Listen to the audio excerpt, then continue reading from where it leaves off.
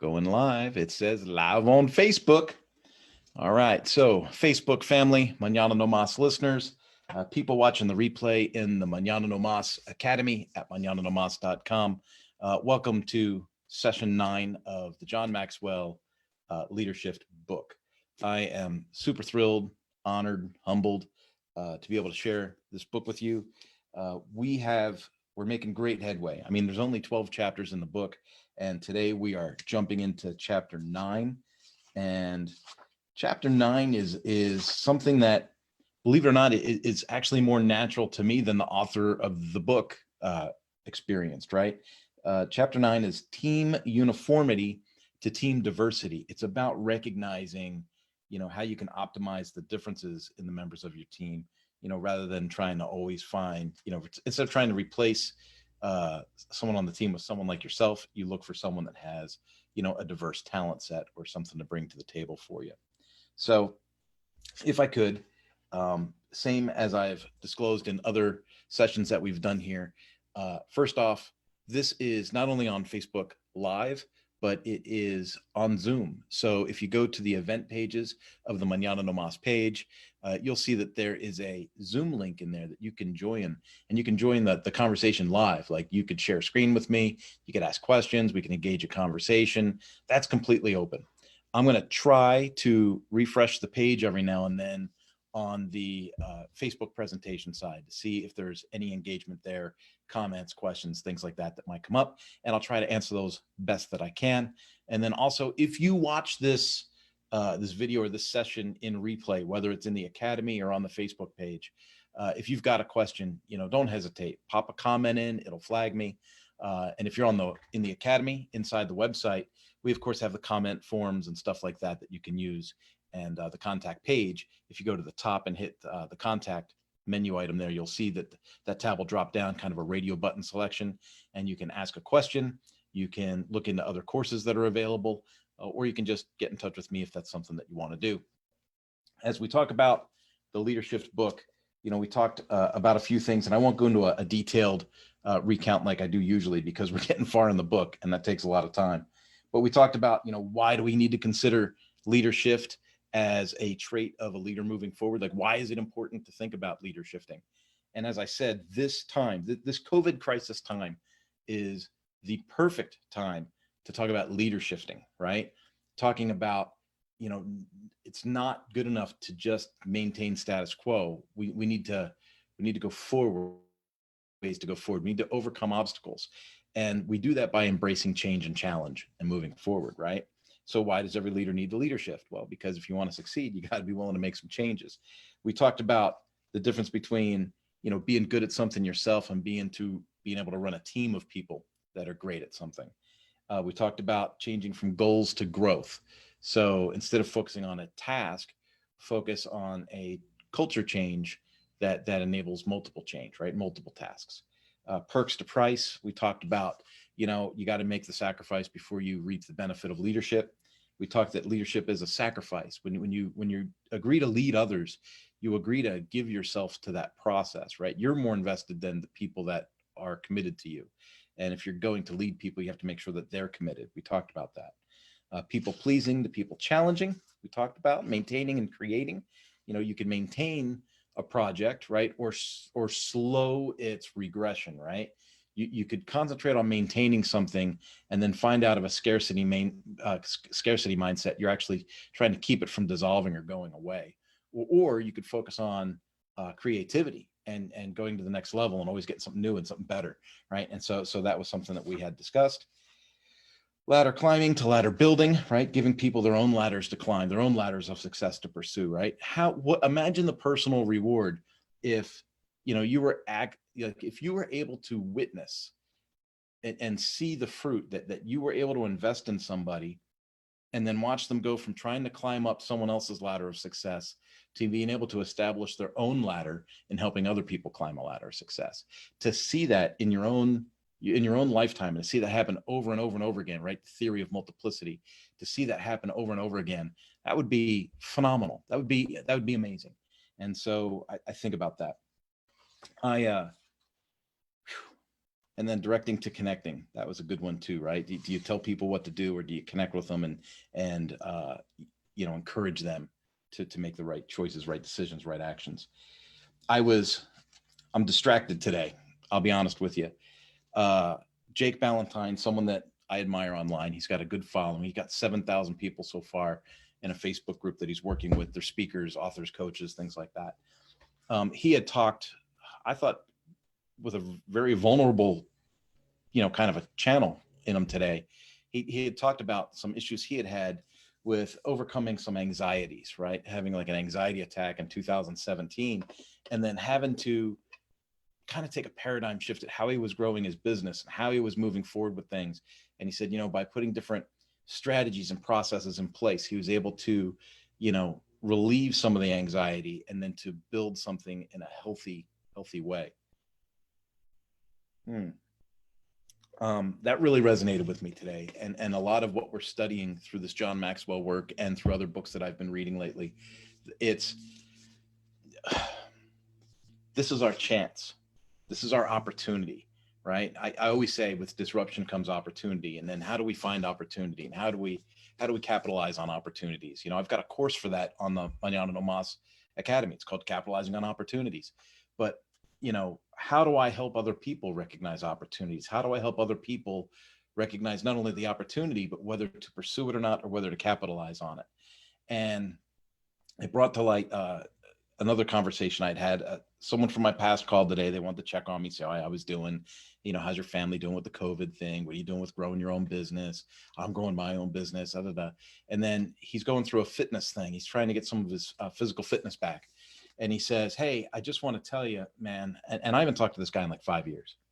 And he goes, "I just want to tell you, man, seeing you, with the mountain biking and the running and the Spartan races, he's like, you've been an inspiration to me to get my physical fitness game back on track and to move forward." And this is not the first time that I've heard that. And so when people say, "Hey, why do you keep posting up mountain bike pictures on your business page?" Or "Why do you keep posting up?" It's because I personally believe that I can only succeed fiscally as much as my body will allow me to physically. And so I think about that. And I think, what was Jake Ballantyne? He was talking about problems with anxiety and things that his body wasn't permitting him to do in 2017 because of the way that he was moving forward, right? So by taking a better stance on his health and his personal well-being, he was able to restructure and move even more forward fiscally with his business. And then I thought about that conversation today. And then I made a social media piece that I haven't published yet. I still need to edit that down, but the piece I made today that I'm in the process of making, it's like, you know what? People are watching. People are looking at you. They're waiting to see what you're going to do. And whether you think you're a leader or not, whether you've established yourself in a leadership position or not, you are a leader to others that you might not recognize. And, it hit me like a ton of bricks when I was talking to my buddy that I hadn't spoken to in so long. And it was, when I got the job with Ducati, and I'd been running my own agency in Albuquerque, New Mexico. I got the job with Ducati, and my wife and I decided, even though the business was showing signs of growth, it was showing signs of moving forward, we said, you know what? It's been rough these last 4 years, 5 years. It's been tough. And now we have a chance to take a paycheck, a salary, and get some, stability in life. And let's do that. And we went to California, we took the paycheck, and we did it. Well, when I called friends and associates in New Mexico and friends from around, and I said, "Hey, man, Ducati offered me the job. I'm taking off to California," I was really, really surprised, and I was humbled by how many people verbalized to me that it was my resolve. It was my lack of willingness to give up. It was, people would say, "Well, how do you put so much trust in the Lord? How do you know he's going to get you through?" And I'd say, "He always does." We might have to run the house on the generator for a month, right? But we're not homeless, and we're going to figure it out. And God always provides your needs, and it is what it is. We're going to make it happen, right? And when I got the job with Ducati and stability had entered life, it was like all these people we're like, man, we've been watching you for years deal with, the struggles and the things that you faced. And we're amazed, like you've stayed married, your relationship seems good. You did, you are the reason, you're the inspiration for us not giving up on our marriage. You're the inspiration for me not giving up on my business. You're the inspiration for me not quitting the job that I can't stand, at XYZ car dealership. And when people give you that kind of a feedback, it's really kind of a confirmation that you've made good decisions and you've invested in good people. And that's huge. And so, here we are, chapter 9 of this book, and you guys might be saying, well, why is Kurt so passionate about this? And why does he keep doing this every Tuesday and Thursday at 3:00? And we don't even know how many people are actually going to watch this thing, right? And it's because I know that when I put good energy and good intention into this type of work, I know people are watching, and I know that it will affect leadership and decisions for them moving forward. And that to me is huge. So it's kind of a long introduction, longer than I wanted for today, but I wanted to kind of cover some of that, right? We are in the middle of a COVID crisis. We are in the middle of people, especially leadership, not knowing what's going to happen. Your churches don't know if they're going to be able to have church next Sunday or not. They don't know if they're going to be able to have church in May or not, right? Public gatherings are shut down, stores are open, stores are closed, service departments are open, service departments are closed. The DMV is not sending me my license plate tags. I mean, there's just all these things that are going on right now. And we're sitting here going, oh, what next? What next? And I want to encourage you, you don't have to have all the answers. I don't have all the answers, but stability of mindset and staying strong and just being open and communicating with people, being calm and showing signs of leadership right now, I think is huge. And if you can maintain your composure and just kind of keep things pumping along, I think that, when all this is done, when things start to restore a little bit, they might never get back to where they were before, right? There will always be some difference, kind of like in a post 9/11 America, right? There's always going to be some kind of weird difference that's going to happen at the end of this. But I think it's the ones that show the ability to lead, communicate, and connect. I think these will be the people that have the best advantage moving forward in a post COVID America. Okay. So let's do this. Let's jump into chapter 9 here, session 9, Leadershift with John Maxwell. And like I said, for some reason, this whole chapter just spoke to me almost as if I had a part in writing it. So team uniformity to team diversity, the improvement shift. It says the differences, our differences can make a positive difference. Now, when I built different teams, like I built a team at Suzuki, I hired people that were like, and people would look at me and go, why did you hire that person? They seem a bubble off. Of course they seem a bubble off. I don't want to hire people for open positions that are like you. If I hire someone that's like you, well, then I didn't bring any extra talent to the team, right? If everybody is a carbon copy of each other, then where is the uniqueness? Where's the diversity? Where is the ability for us to pivot going to come from, if we all have the same mindset or we all have the same foundational background, right? I've made no secret about it, right? I'm a Christian. I'm a man of faith in that regard, but that doesn't stop me from interacting with, Jews and Muslims and Hindu and understanding, hey, where does your motivation come from? Where does your morality come from? Where does, how can we make good decisions for business? How can we do what's fair for the rest of the employees? How can we make a judgment or move forward with A, B, and C in mind, right? And I think having that diversity on hand is always a plus, right? Now, do I think we need to fictionalize those numbers? No, I do not. For instance, when Apple lists a job, up in Cupertino, and they go out to all the different recruiters and stuff, they'll say, middle-aged white guys need not apply, right? Because they need to get their numbers right, right? They want so many ethnicities, so many gender identifications, so many, they want to fill all those spots, right? They want to make sure they're diverse for a numbers game. And in that situation, they may miss out on, that person that really had the talent that was really perfect for that position. They might miss that because they're in pursuit of something else for a fictionalized desire. So in that regard, I'm not a fan of diversity. Okay. I am not a fan of affirmative action. I do not think that, a Hispanic woman should get a position over a Black male because the company already has so many Black males and doesn't have enough Hispanic women. I don't believe that that should be the criteria for the job. It should be whoever's best for the job.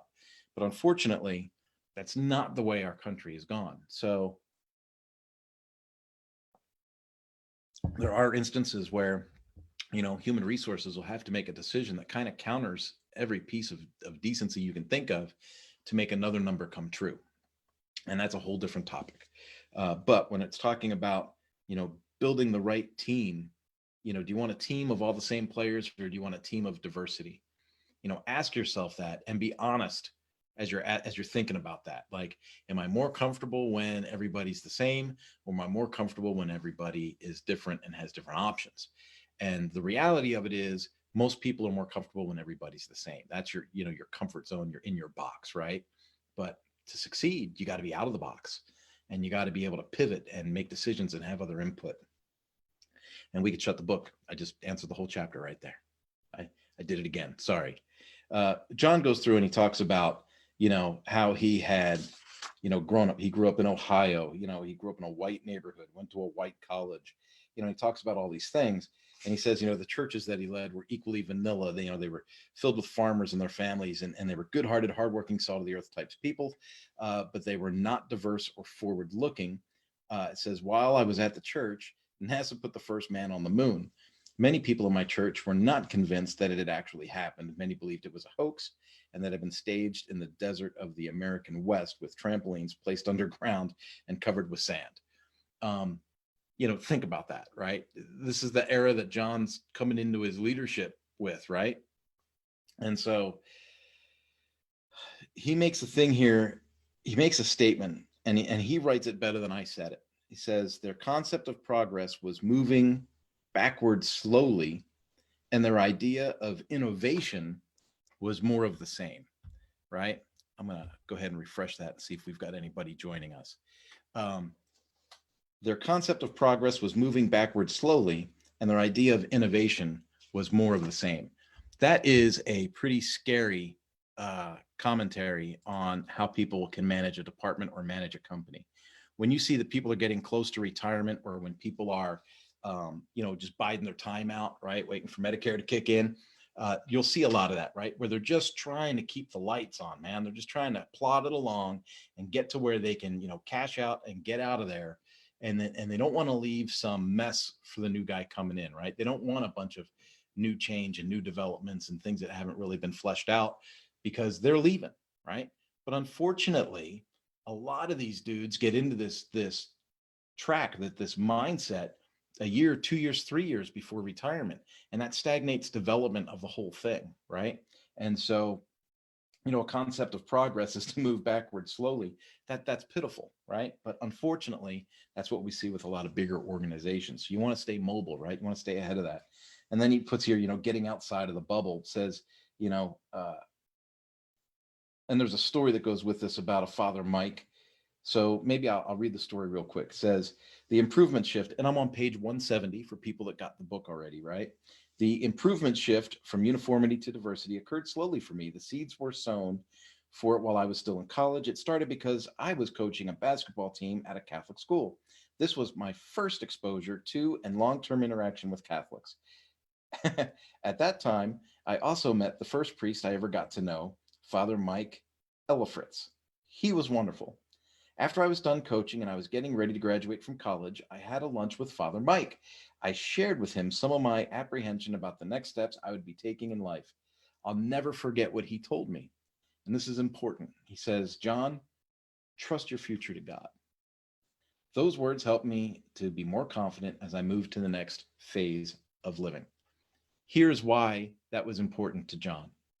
John wasn't raised in a Catholic church. He was Protestant. And in the old days, same as it is today for some, there's a rift between Catholicism and being Protestant, right? You could ask anybody that's Irish, okay? There's a rift between Catholicism and being Protestant. And so John was surprised that a priest in the Catholic religion would give him sound, honest, transparent advice, especially direct advice like this. It says why those words were so significant. After all, I was a person of faith who was actually going into ministry. They resonated strongly with me because a Catholic was adding value to a Protestant. And in my sheltered world, that was not supposed to happen.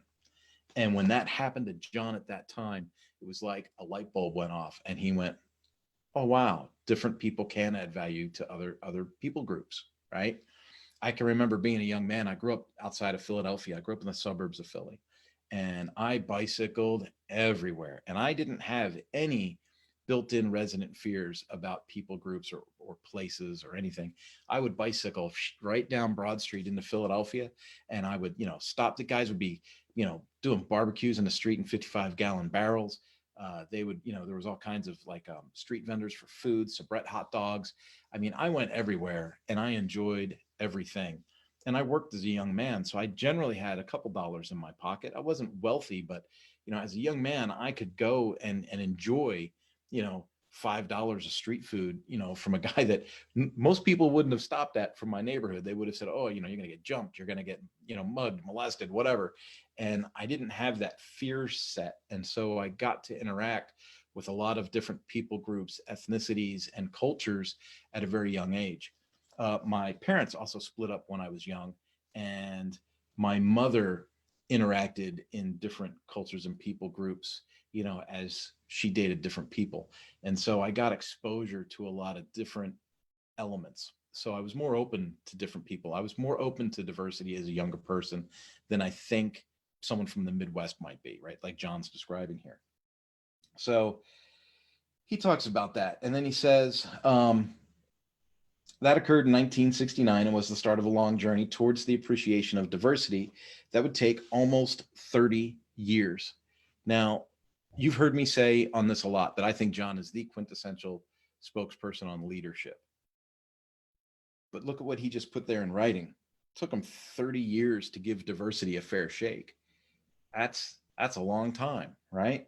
So it says along the way, there was a lot of experiences that challenged my narrow, naive thinking and a lot of lessons that I'd learned. Here are headlines from just a few. And then John does the bullet point game. I apologize. I mowed the neighbor's yard today. I got a wicked case of cottonmouth and dehydration. So I'm going to keep trying to keep that going. First bullet point says, a lifelong farmer taught me my greatest leadership lesson.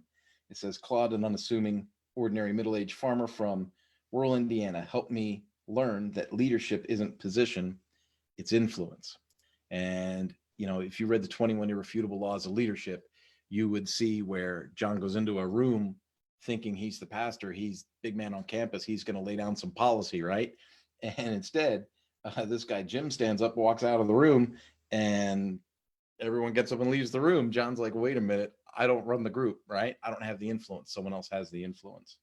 Next one, it says, an impoverished woman taught me generosity.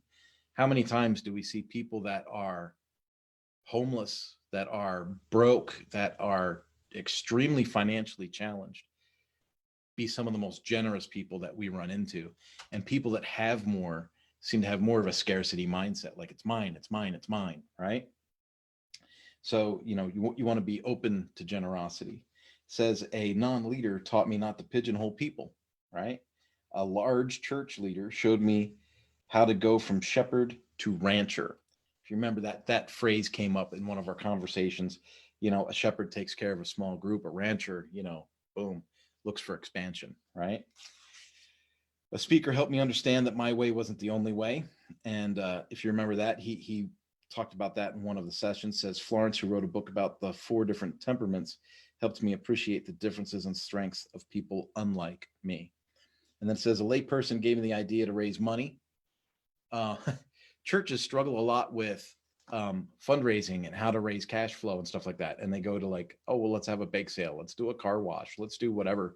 And then it's funny. Someone like without relying on faith will come in and go, Hey, why don't you open this business up as a for-profit e-commerce model and generate cash flow out of it, right? And people from a nonprofit sector would be like, oh, that's brilliant. I never would have thought of that. Well, that's because they have a different perspective, right? They brought someone else in to take a look at that. It says there are hundreds more people different from who made positive differences in my life. They challenged my assumptions. They changed my thinking. They showed me better ways of doing things. They helped me remove my prejudices. They taught me to value everyone, and they made me a better person. Slowly, I moved from valuing sameness to questioning its value. Diversity slowly marked me with this thought: people different from me could make a positive difference in me. And that's huge, huge. When you realize that, people can be different than you, but it's that difference that helps them to add that positive thing to you, right? So that's huge. It says the advantages of team diversity, and this is on page 173 under the headline there, the advantages of team diversity. It says, I saw a definition of team in the Harvard Business Review that I really like. Saw a definition of team, right? A team is a small number of people with complementary skills who are committed to a common purpose, set of performance goals, an approach for which they hold themselves mutually accountable. And that definition by itself, the way it's written, implies diversity. So that's pretty cool. So if you want to look at employing diversity into your group or into your leadership makeup, what are some things that you're going to do, right? So page 174 goes into diverse teams fill in the knowledge gap. So plain and simple, like I had said earlier, if you have a group of people and they're all the same, they have the same foundational education, the same foundational emotions, the same foundational, it's hard for them to come up with new, fresh ideas or to take things to a new level. But if you bring in a little diversity and a different perspective and things are, fresh, then somebody can add that value to that team, right? It says, as a leader, it's important to know what you don't know. How? By engaging with diverse people on your own team. I can't tell you how many times I've been in a conference room with a CEO or a CTO or somebody, and I think to myself, what in the world am I doing here? Why did they bring me to this meeting? I'm not smart. I don't have degrees hanging all over the wall, right? I don't have a bunch of plaques behind me. I don't, and I start to let the enemy talk to me, right? Like, why are you here? You don't bring any value to the room. What's going on? And then they'll start talking about something and let's do this, let's do that. Oh, this is how we can make it better. And they start having this conversation among themselves. And I start asking questions in my head, like, why are they talking about this event? What's the benefit to the company to do this kind of effort? How much is this going to cost? Where does this budget come from? And I started having these ideas. And then someone will say, they'll turn around and go, well, Kurt, what do you think? And I'm going, okay, weird. I don't know why I'm even in the room. I don't know how I'm even qualified to have this conversation, but why are we doing this in the first place? Can someone please tell me what this is about? Because from my perspective, it doesn't seem like something we need to do, or it doesn't seem like we're doing enough, or whatever that epiphany is that I'm having. And I've always been blown away because I bring up what I think is a common sense question or a common sense perspective, right? I voice like something that I think is almost foolish to voice because I think everyone sees this. It's the elephant in the room. And then I say it. And then I'm always amazed. They're always like, wow, that's brilliant. We didn't think about that. Kurt, could you do us a favor, Kurt? Could you reach out to 5 people, and get their perspective or get their idea and come back to the next meeting and let us know what the feedback is? And then I'm always like, wow, how do these people not understand this, or how do they not see this? And it's because they're one group. They have a different foundational development. They have, they didn't grow up outside the city of Philadelphia. Maybe they've never been poor. Maybe they've never worked at a power sports dealer like I have. Maybe they've, it's just crazy to think of, right? But when you have a people group or an organization that is almost completely made up of one type of person, when you're the spice in the mix, it's almost strange. It's a surreal experience because you go in there and you go, I don't even know why I'm here. And then you say something that you think is mundane or stupid, and it ends up being brilliant. And you're like, wow, okay, now I know why I add value to the room. Now I know why I'm here. And then that's where some of that confidence comes from that I talk about when you make a decision, to sacrifice yourself as a leader. That's where some of that confidence comes from that I talk about. So I was going down another path. Sorry. It says 2, diverse teams fill in the perspective gap. Talked about that. Diverse teams fill in the experience gap. Talked about that. I like the saying he has here, though. I highlighted it. It says, and this is on page 175, halfway down the page, says, as the saying goes, if all you have is a hammer, everything looks like a nail. Diversity helps prevent us from hammering away at things that need a screwdriver approach.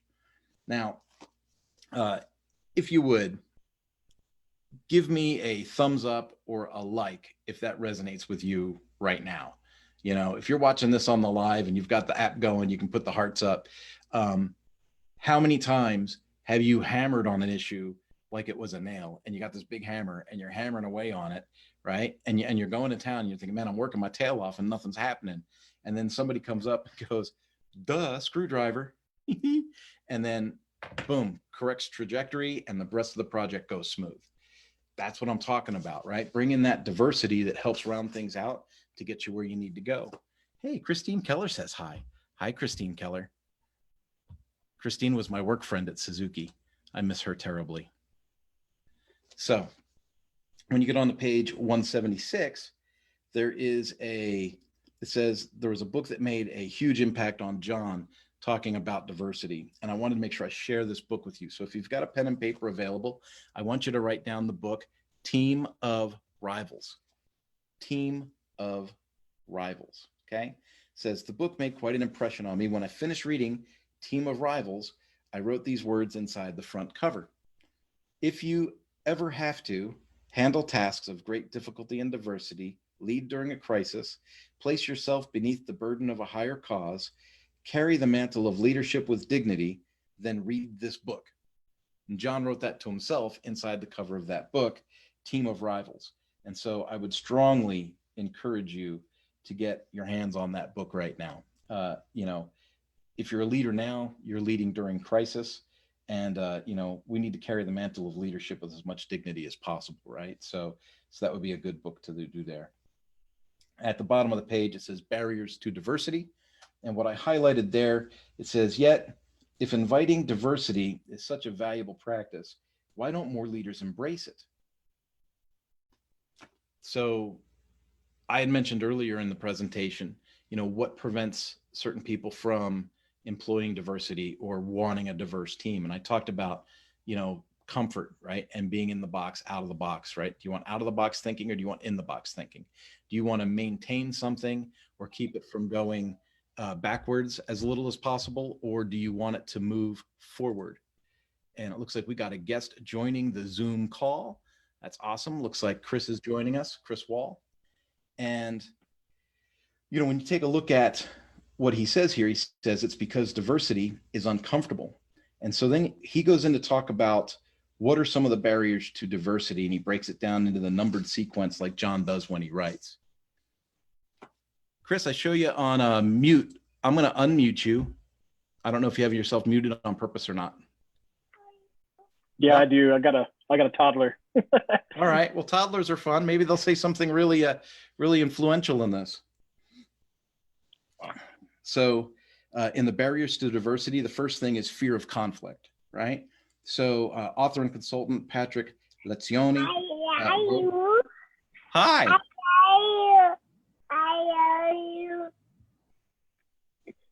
You're saying I love you. See, that's why I love you. I thought I was hearing something like that. Yep. And so Patrick Lencioni, he wrote in his book, The 5 Dysfunctions of a Team, he wrote some of these issues. All great relationships, the ones that last over time, require productive conflicts in order to grow. This is true in marriage, parenthood, friendship, and certainly business. Unfortunately, conflict is considered taboo in many situations, especially at work. The higher you go up the management chain, the more you find people spending inordinate amounts of time and energy trying to avoid the kind of passionate debates that are essential in any great team. Anybody that has worked with me at any length in a professional environment knows I'm usually not too afraid of conflict. If there is something, especially if it's a breach of ethics for me, or if I feel that we're putting undue stress on customers, or something that might be a budget breaker, I'm not too shy about voicing my opinion in that regard. And I encourage you to do the same thing. It says here, there's unhealthy conflict and there's healthy conflict. And that's true. Unhealthy conflict is the kind of conflict that you don't address. It's the stuff that stays internal, right? It's the stuff that eats at you over time. And I've been guilty of that myself. I've allowed personal relationships with people inside the workplace to disintegrate to the point of like, I don't know if I can save this or not, right? It says unhealthy conflict. You take differences personally. You dump your personal baggage. You search for retaliation. It results in hurt and you seek quick conclusions. Signs of healthy conflict would be to see differences impartially, right? Like, hey, it's just business, right? But this is my opinion. This is your opinion. We can agree to disagree, but let's try to move forward. Desire to know the person, searches for resolution, results in helpfulness, and seeks understanding, right? And so there's a difference between an unhealthy conflict and a healthy conflict. Insufficient personal network. That's the second thing that he puts down for conflict. It says most people spend time with others like themselves. That often isn't out of prejudice. It's just how people act, right? And so, and it doesn't count if you say things like I had a black friend in high school or something like that, right? It's not talking about, your historical, documented pieces of culture change, right? It's how do you interact? How do you consistently find yourself interacting with others? And if you find yourself constantly attracted to people just like you, then you kind of need to work on your diversity. You need to find new groups to interact with. And all this takes time and it takes work and it takes effort. It's not as simple as 1, 2, 3. You don't just flip a switch, right? It says, take an honest look at your peers, friends, and colleagues. If most of the people look like you, vote like you, and listen to the same music as you, you probably need to put some work into expanding your network. And then he talks about when he moved to Atlanta. As I said earlier in this session, John grew up in a predominantly white neighborhood, small town, small church, the whole thing. And then he decided to move his business and grow his business in Atlanta, which is a much more diverse city. And so he experienced a lot with being able to work within that culture shift. He says, expanding your network requires humility. And we've discussed that in multiple sessions, so I'm not going to beat that up. It says, expanding your network requires intentionality. And that's what I had just stated, right? If you take a look at your circle of influence and you go, oh crap, everybody's the same as me. Well, then you need to be very intentional about expanding your culture and expanding your network to cover more diverse people, right? Expanding your network requires energy. Well, that's no lie. Anything worth doing takes work, right? Expanding your network requires time. We talked about that, right? Time and patience. It's not a light switch. You got to have patience. It says you'll need to demonstrate patience as you start the diversity dance. I like when he coins phrases like that, right? The diversity dance, where you take 2 steps forward and 1 step back. It'll take time for people to get to know one another, right? I had done a lot of work with a nonprofit in Denver, and it was called the Father Show. And the Father Show was an organization that a bunch of Black men had put together. And one of them was a really good friend of mine. He sang at my wedding and the whole deal. And Mike's an awesome dude. And he put this thing together and he says, Kurt, I'd like you to be on the board. And I'm like, why in the world would I be on the board, right? There's ex-basketball players, football players. Besides being the smallest person on the board, I'm also the lightest person on the board. And this whole thing was about helping estranged fathers regain some kind of contact, with their kids and stuff like that, that from messy divorces and stuff. And so when I looked at doing that, all of these things that John's talking about in the book really became amplified, right? Like I said, I was the only white guy on the board. I was the smallest person on the board. Most of the people on the board were professional athletes. And then, so you take all of these things into consideration. It's like, wow, I'm really out of my element here. How am I going to add value to this team, with the small stature that I have in relation to the other people in the room. And, it was patience, it was relationship building, it was energy, it was an intentionality, it was humility. All of those things had to be put together in order for that to become a success. And then I ended up, writing the content and the websites and some of the PR work that got that organization launched, and it became a fairly successful deal for Mike and his group. So it was an awesome experience, but all of that diversity had to happen in order to find that success, right? It says expanding your network requires love. And then John is very big about that, the emotional tie that things have. Folks, don't worry. I am looking at the clock. It's 3:40. We're good on time. Number 3 says unwillingness to deal with prejudice. And he says, John is pretty vulnerable when he writes this particular chapter. He says, because of my ignorance, I had a blind spot.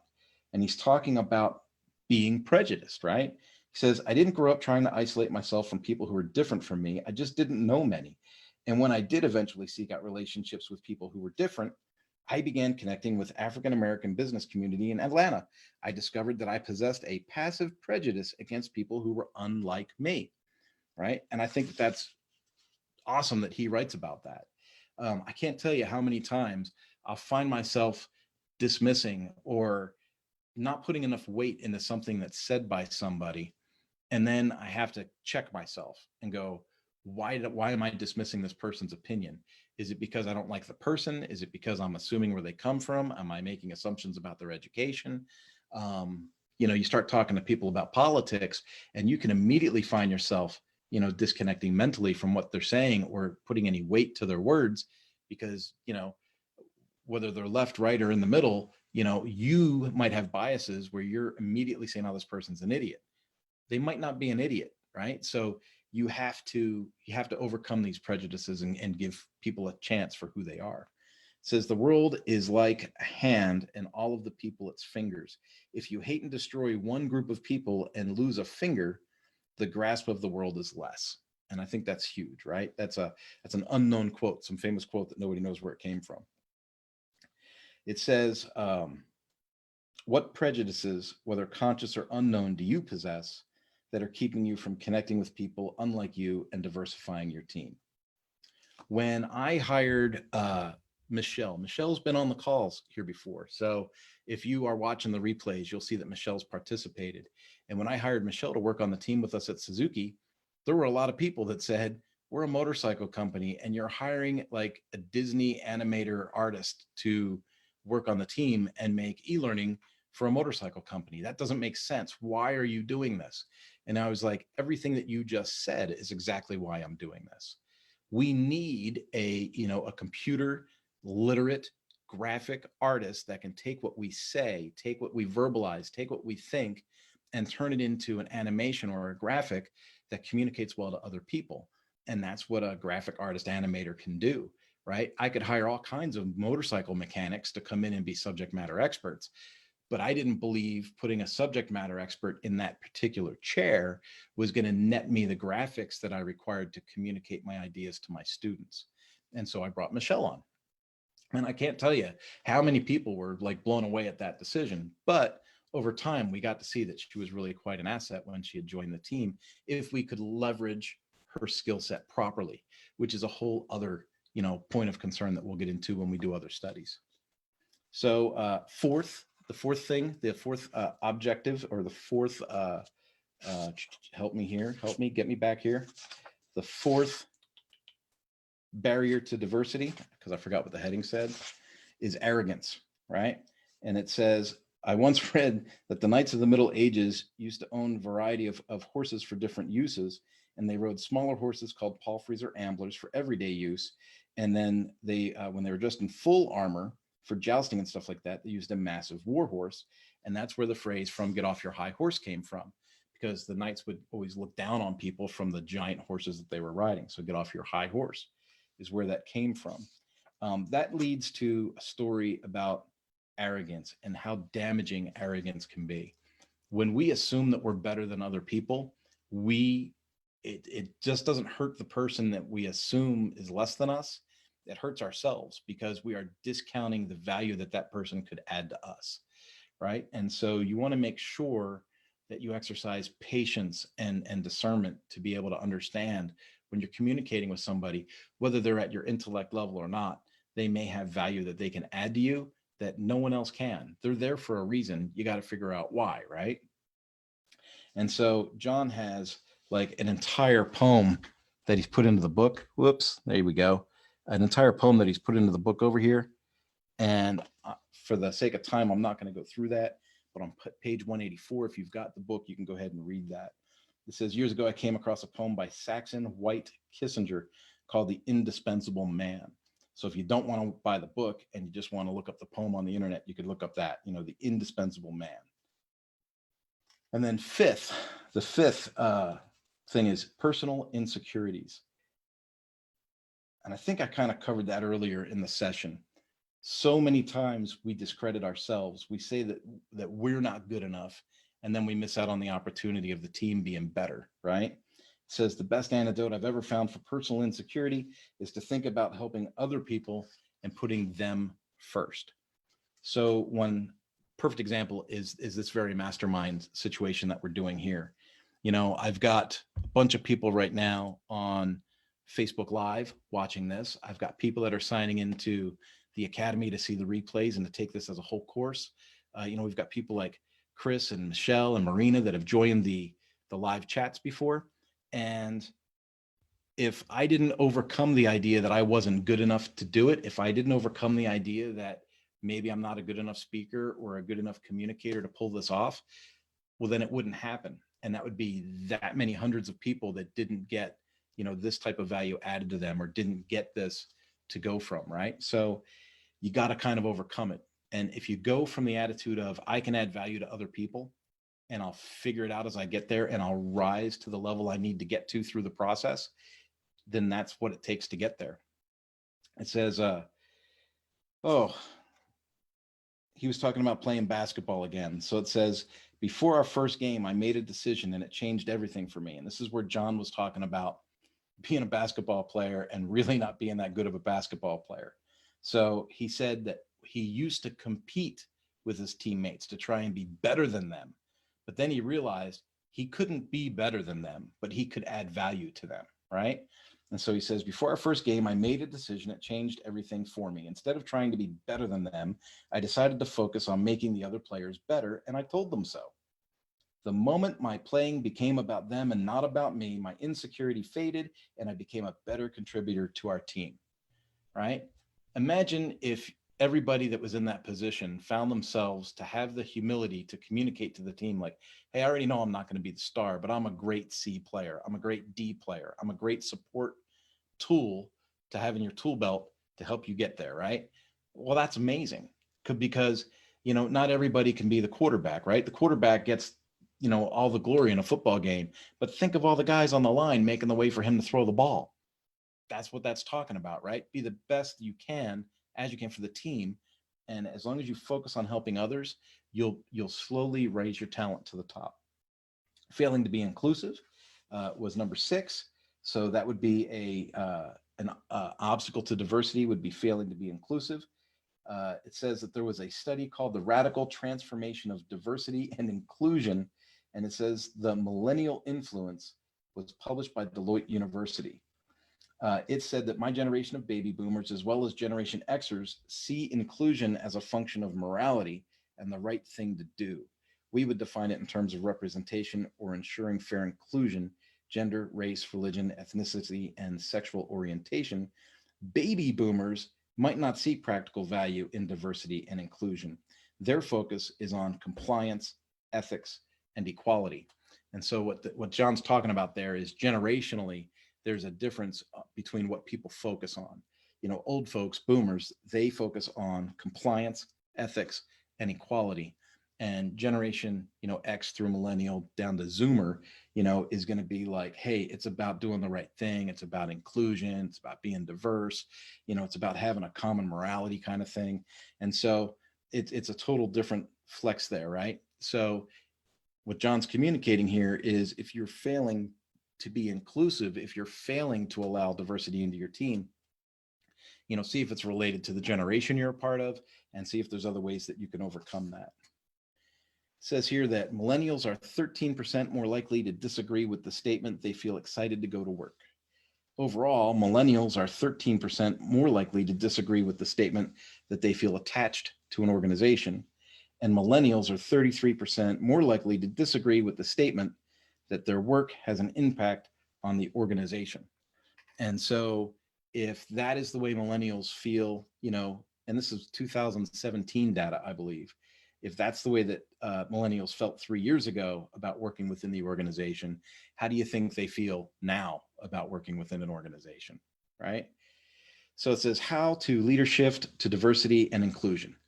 We talked about obstacles to becoming diverse, and now he's saying, how do you shift to being diverse and using inclusion? It says, well, create a culture of sharing. It says millennials yearn for self-expression and acceptance of their thoughts and opinions, but compared to older generations, they feel it's unnecessary to downplay their differences in order to get ahead. Millennials are refusing to check their identities at the doors of organizations today, and they strongly believe these characteristics bring value to business outcomes and impact, right? They want to celebrate how different they are. And, in the past, if somebody wanted to get ahead, they would try and comply, right? So create a culture of sharing and make it okay to share. 2, broaden your perspective on diversity. That's just kind of a summary of this whole chapter, right? Broaden what your idea of diverse is, and then be more open to looking at options of diversity when you're growing your team. Let's see. There is a quote in here from Bernard Tyson. He's the CEO of Kaiser Permanente. And he says, we've evolved from equality to equity. Equality says everybody gets equal. Equity says, no, everybody gets what they need. And that's talking about from a position of diversity too, right? Making sure that people feel comfortable in their work environments and that they feel valued where they are, right? If I treat everybody exactly the same, well, I might be giving people something they don't want, or I might not be giving people something they need, right? Whereas if I treat people individually, beyond the risk of, favoritism and HR lawsuits, but if I treat people individually as they need, I get better productivity and better performance from them. 3, provide solid leadership for diversity to be effective. And that's really what this whole mastermind is about, right? We talked about leading within a crisis. We talked about there being a leadership vacuum in our country during this time for dealing with all the stuff that's going on, store closures and services not being available, toilet paper not being at the store, right? So how can we become better leaders? And so hopefully if you've stuck with me through these sessions, you're starting to think of, okay, how can I become a better servant leader? How can I better control my feelings, my emotions, my attitudes moving forward through this crisis? It says, provide solid leadership for diversity to be effective. I highlighted a section here, and it says there's a difference between generating ideas and implementing ideas. And I think that that's big, right? Because I've talked to a lot of idea people that can't make anything happen. And I've talked to a lot of people that can make stuff happen, but suck at getting new ideas, right? It says there's a difference between generating ideas and implementing ideas. While diverse team composition does seem to confer an advantage when it comes to generating a wider range of original and useful ideas, experimental studies suggest that such benefits disappear once the team is tasked with deciding which ideas to select and implement, presumably because diversity hinders consensus. Decisions by committee, for me, people that know me know that I will lose my mind. I will leave a conference room ready to explode. And if I can't get like a triple shot of espresso to get myself back in line, the world is going to stop spinning on its axis. Gravity is going to stop and I'm just going to lose it, right? So I'm a firm believer that a team needs diversity. I'm a firm believer that there is a benefit to a diverse team. I'm a firm believer that a leader needs to communicate with his people and gather different perspectives to be able to make decisions. But I'm also a firm believer that a leader needs to lead, right? Remember the earlier chapters about the leadership dance, right? How sometimes you have to lead ahead. Sometimes you need to be next to the people you're leading. Sometimes you need to get behind them and give them a little push and then sprint ahead and start leading again, right? We talked about, climbing the ladder. You got to climb the ladder so that you can hold the ladder and that you can give someone else their own ladder, right? We talked about all these things. And so when we get to the point about diversity and we get to the last part of the chapter that says, great, now you've built this diverse team. Now you might not get anything done. That's a really hard subject to swallow and get through. And here's where I go back to, you still need to be the leader. Okay. You can take the input from your people. You can communicate with your people. You can understand you may agree to disagree on certain details, right? But you're going to move forward for the betterment of the team. You're going to make the decision. And as the leader, you need to make the decision, cast the vision, and then show people the way, right? A leader knows the way, goes the way, and shows the way. And by being able to embrace the diversity for its pluses and its benefits means you also need to own that diversity for kind of that weight that it might create at the end process when you go to launch a project, right? And so that's when your leadership needs to kick in, and you need to lead the team so you can get that going. And hopefully I communicated that well. Here we are at the end of yet another session. It is 3:55. Chris, you're online still. Do you have anything you want to add or say, or any questions about what we covered? I mean, it's all really great stuff. That last point there about being in different places of leadership, I totally get and understand. Right now, I feel like I'm in all of those places. It just kind of depends on what organization I'm dealing with or what conversation I'm having with during that conversation. And it's kind of just interesting that the environment that we're in right now with the coronavirus is we all kind of can have this in our personal and business relationships. You can be at any point in one of these leadership positions. And so it's important to remember that whenever you're looking at your relationships, that you, no matter where you are, who you're talking to, you have influence with those people, and use it to the best of your ability. Yeah, I appreciate that, Chris. And you talked in a way that led me to one of my favorite books from John, which is The 360-Degree Leader, because regardless of where you are on the food chain, as far as the size of your leadership or your intuition of what your position for leadership is, oh, there he is. He's on camera even now. Leading from a 360-degree perspective, being able to lead up, lead down, or lead wherever you are in an organization is really huge and important, and being able to communicate upstream and downstream, right?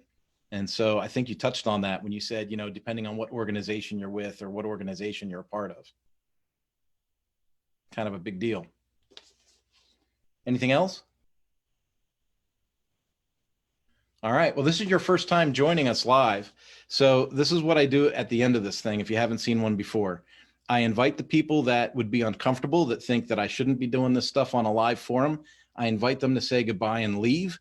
And then those that want to stay, I like to end the session in prayer. So we're good? Okay. Father God, I thank you for yet another, what looks to be a successful session in the John Maxwell Leadership book. Father, please keep me humble. Help me to realize that these are not my words. They are words from someone that I view as my mentor, and that, Father, I just pray that they add value to others that I can share them with. Father, as we go through this COVID crisis, and as we see people get affected or not affected, and then disappointed by that lack of being affected, Father, as we see this happen, and we see the emotions that go up and down, and the feelings that we might have one way or the other about the way things are being handled, Father, help us to meter that. Help us to be patient. Help us to abide in you. Help us to take our frustrations, Father, and lay them at your feet so that we don't feel the frustration ourselves. Father, this is a unique time. It's a time that most of us haven't experienced, and it's a time where some of us may be called to lead others. And Father, I pray that when that happens, when that call arrives through any situation, Father, I pray that you give us the strength, the clarity of mind, and the gift of discernment to make good decisions, cast that vision, and to lead people in a proper way. Father, help us to make good decisions and push people in a good direction and add value to others. Father, I thank you for all that you've done. I thank you for the gift of your son to save us. And Father, I thank you for Easter that just passed. Father, in your son's name we pray. Amen. All right. Well, my man, I talked to you this morning, and now I get to see you. Yeah, dude. It's good getting to visit with you earlier today, and thanks for running through this and just providing knowledge to everybody that's watched or will watch on the recording. Yeah, it's become quite a passion, and I can't believe the difference between when you and I knew each other in New Mexico and now, nearly a decade later, right? It's when John writes, it took 20 or 30 years for something to happen. I look back now and I go, oh my crud, if I knew this stuff, in 2007, 2008, maybe I wouldn't have made those same decisions, right? Yeah. So I don't know, if we can add value to others, I'm all for it. If something I can do for you or something that we can help each other with, just be in touch. Will do. Thanks, Kurt. Cool. And I'm going to close out the Facebook Live and close down the Zoom. So have yourself a good one. Thanks for coming. Yeah, thanks, man. All right. Bye-bye.